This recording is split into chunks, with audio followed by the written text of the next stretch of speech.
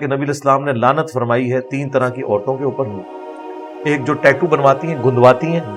دوسری جو دانتوں کے درمیان گیپ بنواتی ہیں خوبصورت دکھنے کے لیے. اب میرے دانتوں کے درمیان تو گیپ نہیں ہے، تو کیا یہ بدصورتی تو نہیں؟ کئی لوگوں کے گیپ ہوتا ہے وہ خوبصورت لگ رہے ہوتے ہیں، کئیوں کا نہیں ہے، ان کے دانت اس طرح خوبصورت لگ رہے ہوتے ہیں. یہ دونوں چیزیں.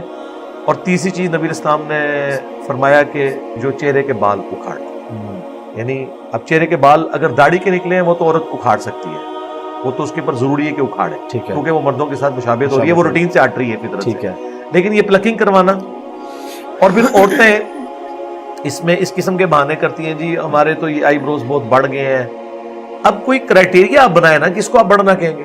وہ اتنے باریک کر کے وہ عجیب سی ان کی شکلیں بنا دیتے ہیں، اور پھر اس میں کئی مذہبی اسکالرز نے بھی اس میں کوئی اجازت دے دی ہوئی ہے. واضح حدیث بخاری مسلم کی موجود ہے، لہٰذا عورتیں اس طرح کی پلکنگ والا معاملہ نہیں کر سکتی.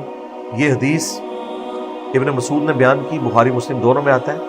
اور وہ ساتھ بولا کرتے تھے کہ اللہ نے لعنت فرمائی ہے ایسی عورت. تو ایک عورت ان کے پاس آ گئی، اسی حدیث میں آتا ہے. اس نے کہا کہ میں نے پورا قرآن پڑھا ہے، قرآن میں تو کہیں پلکنگ کرنے والے کے اوپر یہ دانتوں میں گیپ بنوانا، ٹیٹو کوئی نہیں ہے.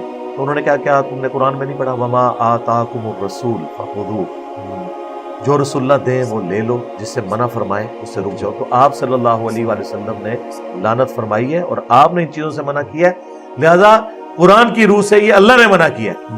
اس نے اگلی بات کی، اس نے کہا کہ حضرت میں نے تو سنا آپ کی بیوی بھی یہ سارے کام کرتی ہے. یعنی ابن مسعود کا شارٹ کلپ کسی نے کوئی میم بنا کے اس زمانے میں عام کی ہوئی تھی ان کی گھر کی، آج کی لینگویج میں بات کر رہا ہوں. ابن مسعود نے اس عورت کو کہا جاؤ اندر جا کے میری بیوی کو دیکھ لو. وہ اندر گئی، شرمندہ ہو کے باہر آئی، اور اس نے کہا یہ تو کلپ ہی کاٹا ہوا تھا آپ کا، آپ کی بیوی میں تو یہ کچھ نہیں ہے. تو آپ نے ایک جملہ بولا کہ اگر وہ رسول اللہ کی نافرمانی کرتی تو ابن مسعود کی بیوی نہ ہوتی. اللہ، یعنی صحابہ کرام کی زیرو ٹالرنس تھی پروفٹ کے احکامات کے حوالے سے صلی اللہ علیہ وسلم.